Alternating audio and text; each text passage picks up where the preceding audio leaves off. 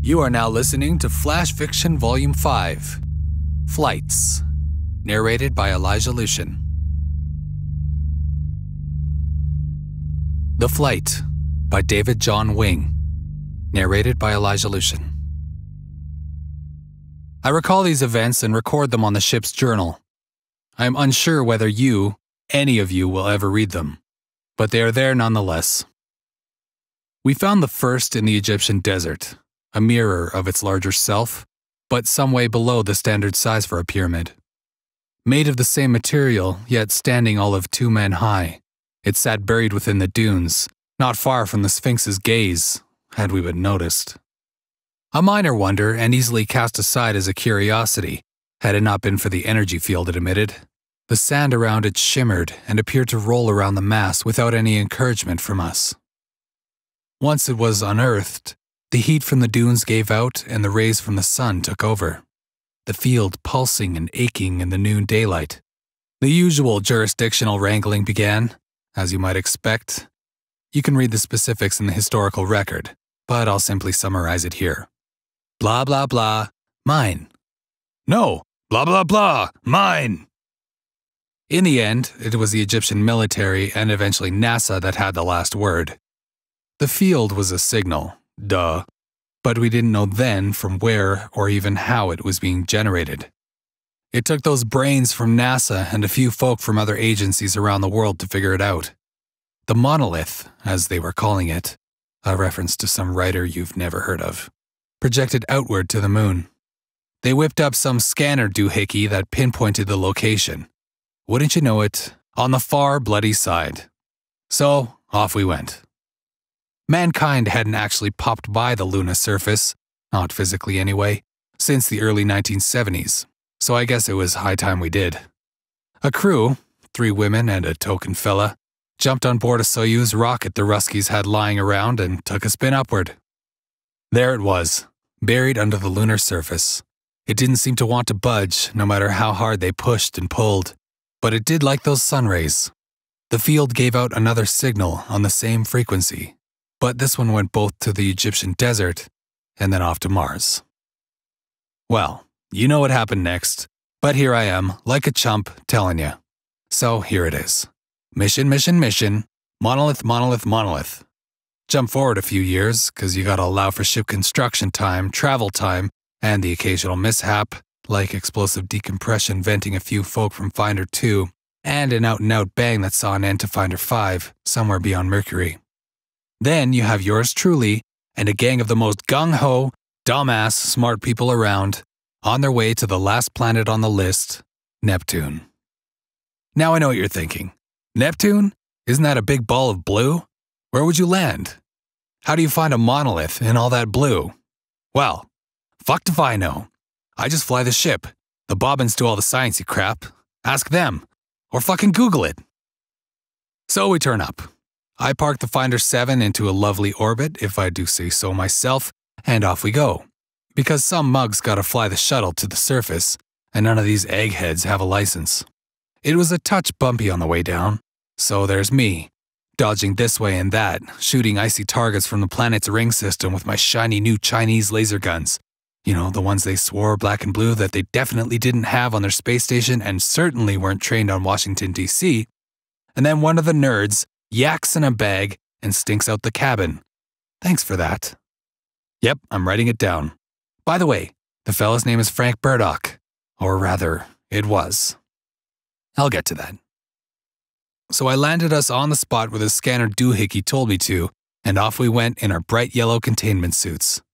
The folks at NASA and all the governments around the world asked us not to mention the going rate on a Neptune atmosphere-resistant spacesuit, so you'll just have to guess. But suffice it to say, that handout the nice folk in those angry Middle Eastern countries get is going to be a little less this year. And next. And forever, I'm guessing. NASA spent their entire mission budget just getting us off the ground, so funding the Neptune rover had come from the advertising industry. There we were, riding along in a McDonald's Google Apple car. We just called it the car when we weren't on camera. Oh yeah, they filmed the entire thing. Try piloting a multi-trillion-dollar spacecraft through the cosmos and juggling inane questions from 5th graders at Hopkins Elementary School. I dare ya. And doing our best not to hydroplane across the ice when what should we find but another one of them monoliths. Okay, I know it sounds like I'm awfully glib about this mind-boggling, earth-shattering event, but that's just me. And as I'm the one writing history here, tough. Shy of the losses to the other finders' mission, we'd done pretty well. Sure, cryosleep, sponsored by some big mattress company, with the stencil of a naked chick lying prostrate along the length of a silver coffin, wasn't that much fun, and sure, we all missed Earth and our families, but the mission was the bigger picture, and fingers crossed, we were doing okay. Insert stupid act here. Remember Mr. Chucks-Up-A-Lot Burdock? Well, one afternoon, Frank's busy taking a few readings, and then he takes a misstep, slips, his helmet smashes against some eons-old control panel, a bunch of lights flash, his visor cracks, and the outgushing air propels him into the Atmos and down a ravine. And there goes our 100% safety record. Days since last accident, 0.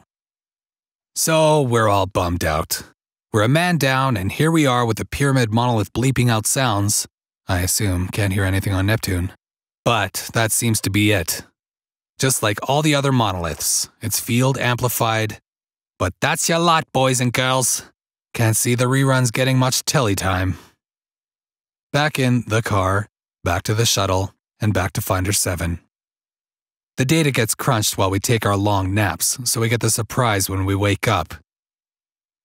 And here's where, as they used to say, shit gets real. It turns out the monoliths and their signals, well, they were linked. Okay, you knew that, but what you didn't know was why.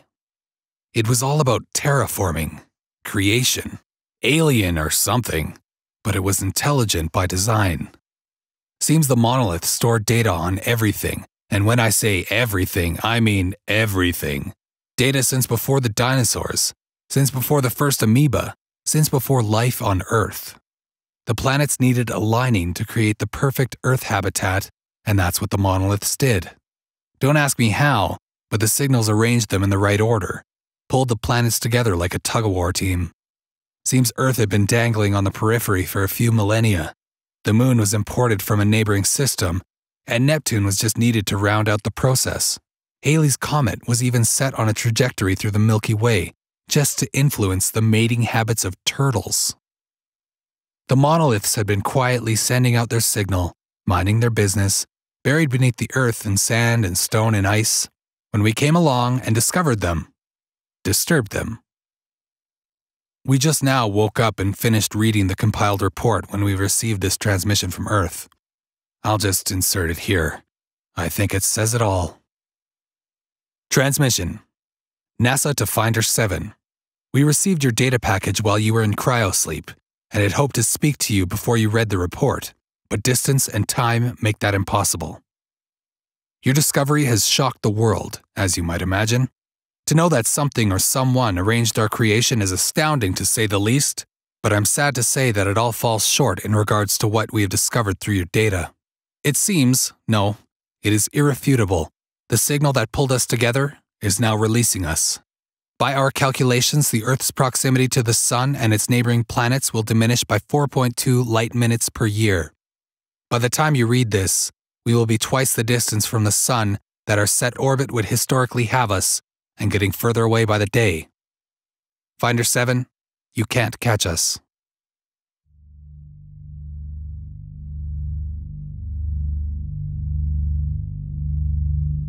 The Last Man on Earth, a mini-novel by John Guzlowski.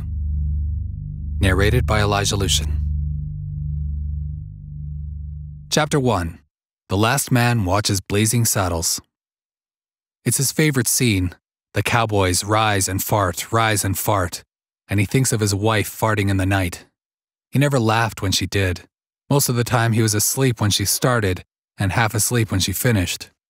He realizes now it's hard to laugh in your sleep. He can't remember ever doing it.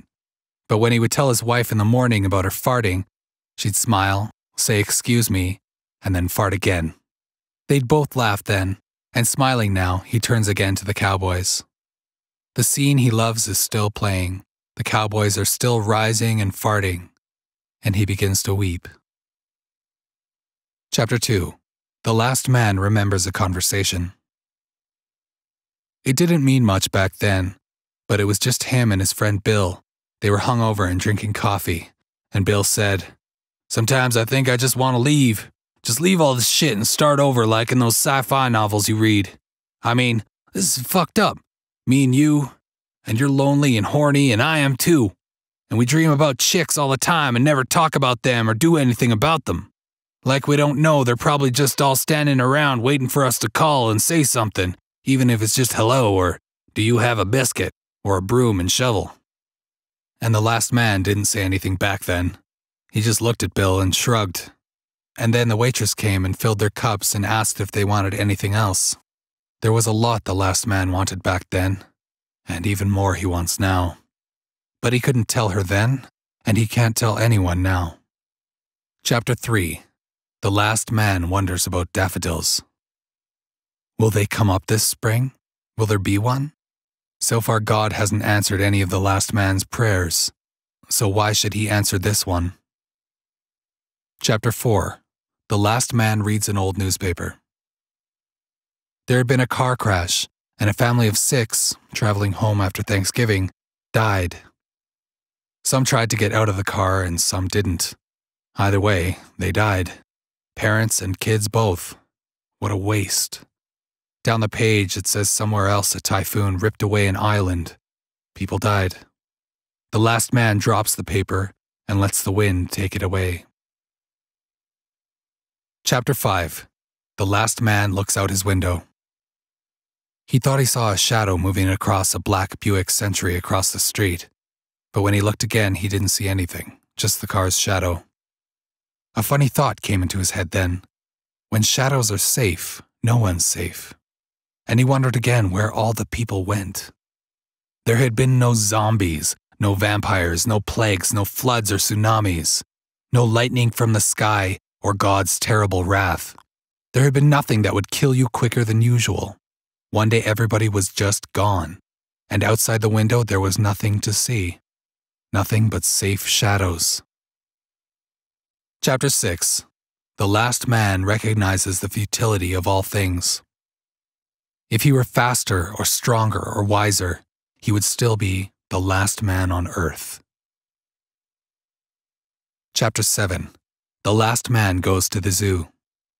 He studied the lion hard, knowing he was the last man who would ever look at one, and he wanted to make that moment memorable somehow, but then he realized there was no point to memory. When the lion went, it went. When he went, he went. All his scrambling to remember would end in death. Even if there was a heaven, he couldn't believe remembering the way a lion rose, its muscled bones lifting curiously from the concrete in a way that had always been beautiful, even in the old times when men scratched the image of the lion on the walls of cold caves, would be important. Would God want to hear about the lion? Would the saints? Probably not. The last man smiled. Some of those old saints probably had bad memories of lions, and they'd probably rather forget the lion's muscled loins. So he let the lion go, and the tiger, and the elephant, and the chimps and gazelles, singly and in pairs. Even the alligator and the crocodile, like he was some kind of bizarro Noah doing God's good work in reverse. Chapter 8. The last man has a nightmare. He groans again, and it's something between the sound of pain and a laugh, but it doesn't feel like laughter. It's a quick exhaled ha, followed after a pause by another and another, a glottal sound of fear from deep in his throat and deeper. He's dreaming of something coming for him that won't stop until it drags him down and kills him. Chapter 9. The last man at the beach.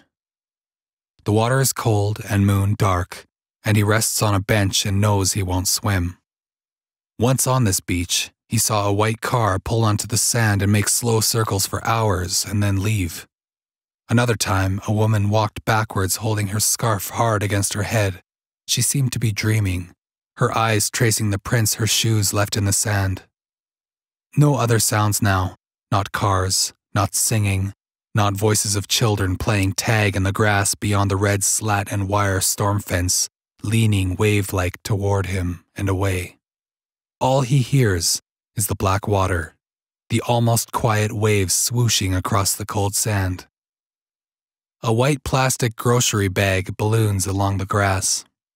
Like him, it's going nowhere, just moving, sometimes slowly, sometimes fast as the wind picks up. The last man stands and walks to the water and starts to swim away.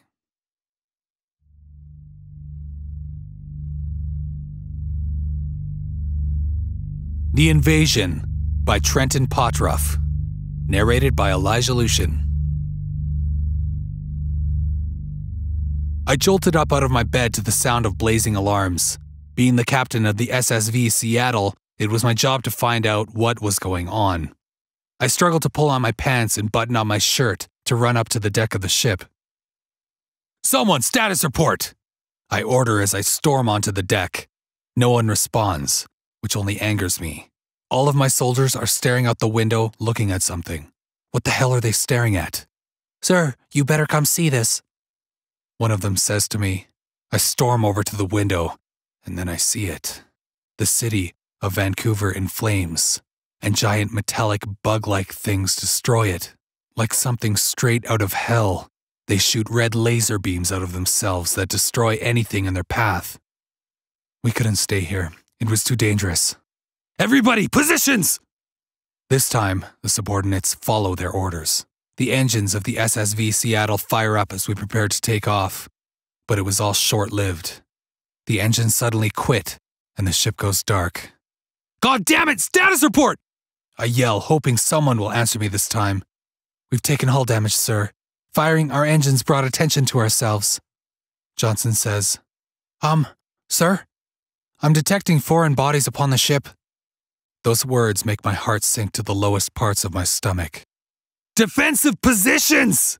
I order, although before we can reach a weapon, the nearby door blows open with so much force I'm flung on my back. Grotesque, hulking masses of flesh, with technologically advanced weapon fused into their right arms, storm onto the deck. They begin to execute my people one by one as they flail helplessly on the ground, struggling to recover from the concussive blast that opened the door to the deck. I quickly think to play dead. Surprisingly, it works. Thinking that I'm dead, they pass me by and continue to ensure everybody is dead. They begin to pack us up into these coffin-like alien pods and transport us to their ship. Our pods are moving down a line. I can't see yet where we're going or where we are. After minutes of drawn-out transport, my pod enters a massive chamber. The small window on top of my pod allows me to see what fate awaits me. All of the pods collected by these aliens were being processed into goo and used to build another one of those giant bug robots. I kick and punch at the inside of my pod, hoping it will open up so I could escape, but it's futile. It was my pod's turn to be processed. Before it began, I prayed, which was weird because I'm an atheist. I saw my life flash before my eyes. Everybody I loved was probably already dead, and I was about to be with them again. If you'd like to hear more flash fiction, or find out more information about the authors on this compilation, visit www.elijahlucian.ca/flashfiction.